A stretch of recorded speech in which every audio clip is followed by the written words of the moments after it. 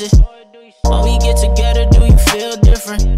After days go, we don't even speak. I've been on the road, it been like a week. Feeling insecure, who you think I'm with? So guys and girls, welcome back to another video. I'm Hamza with Updato.com, and today we're going to be checking out the Typhoon H, which is a drone that's currently on the market on Amazon right now for under $800 or just about. So I'll have that linked in the description below. But with that being said, let's get to it.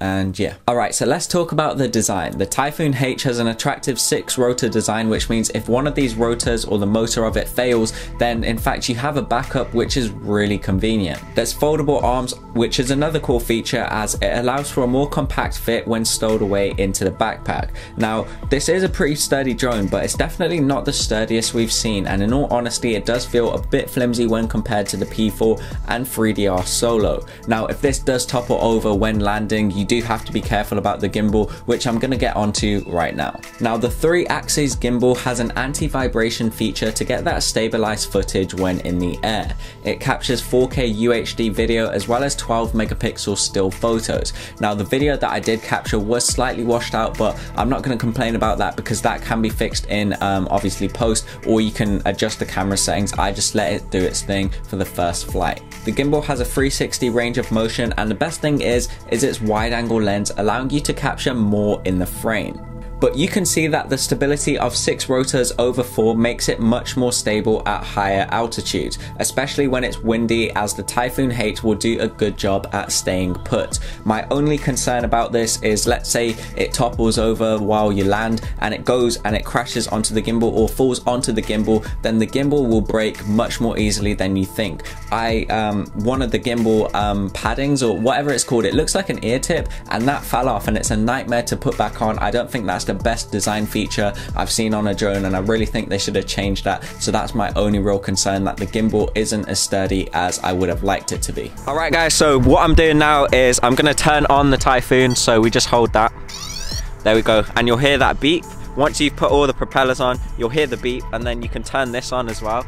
So this is the controller, and we're going to hit record on that button, and it's recording. And then to actually fly it, you just hold this, I think. There we go, yeah, let's go. So there's a landing gear, if you guys can hear me, and you just lift it up on the controller and it will go up once you've taken off, and then you can just fly it wherever you want. Ooh. As you can see, the drone is fairly quick, and there's 2 different modes. There's actually a sport mode as well on the drone itself, and you can just fly it as fast as you want, and this isn't even on the sports mode, so it's really versatile. The Typhoon H comes ready with the sonar collision sensors for obstacle avoidance. So long as you have the sonar sensors facing in the direction which you are flying, the Typhoon H will stop short of obstacles automatically, which is super convenient. Similarly to the Q500 4K, the Typhoon H has a 25-minute flight time, and I can confirm it was around 23-24 minutes, so it's definitely as advertised. And also it has a top speed of 45 miles per hour. Now, we didn't get to test this fully, however I can tell you just from an average consumer point of view that it goes pretty fast. Typhoon H also has this follow me mode, which allows it to follow you as you move along any path, all while keeping the camera pointing in your direction. So the controller, this is the controller, and it is huge, it's massive, and I don't know whether that's the best thing in my opinion, because it was quite daunting at first, but then when you slowly get used to it and you fly the drone on a more regular basis, then you'll understand that the controls are laid out quite nicely and everything's just right in front of you,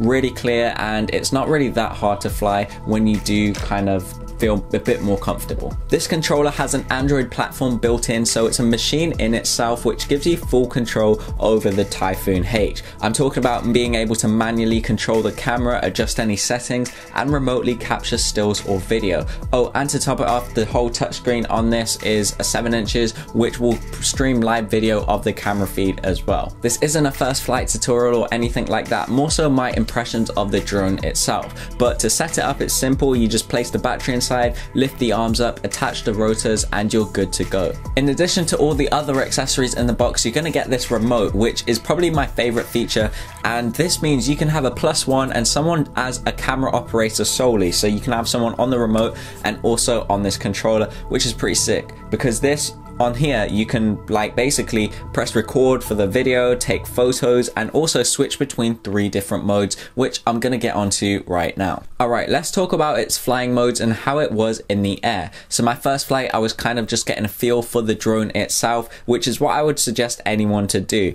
Now, when I was comfortable with the controls, I took it up and managed to get some really sick shots. The Typhoon H was on journey mode, which is honestly the best mode on the drone in my opinion. It literally gets parallax shots for you with doing no work at all. Its intelligent tracking system will lock on you and then slowly pan or tilt to get that perfect shot. And if you're into videography, you'll know a parallax shot is really awesome and is really hard to get normally as a one-man team, but if you just turn this mode on the drone, you're able to get that, which means this drone is ideal for anyone into video work or just getting into the video freelance scene. I would highly recommend picking something like this up. With the flick of a switch on the controller, the Typhoon H will fly home and land automatically. For added safety, when the battery does become really low, it will land home automatically and just fly home safely. Having owned and used the Typhoon H for a while now, I feel as if I've got a decent grasp on the product.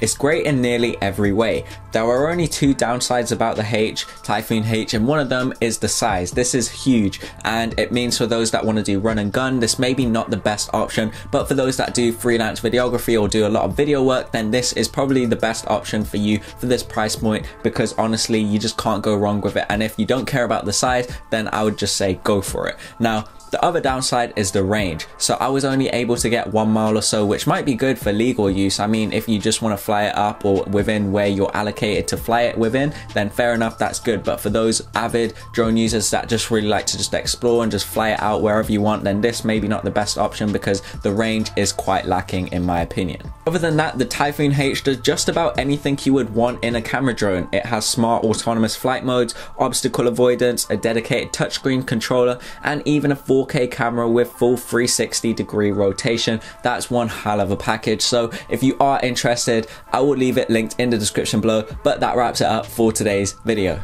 Alright guys, so that's pretty much the end of today's video. If you guys did enjoy it, make sure to leave a like, and also check out the Typhoon H in the description below. But that's pretty much it. It's a solid drone for under $800. You can't go wrong with it. I would highly recommend it. But with that being said,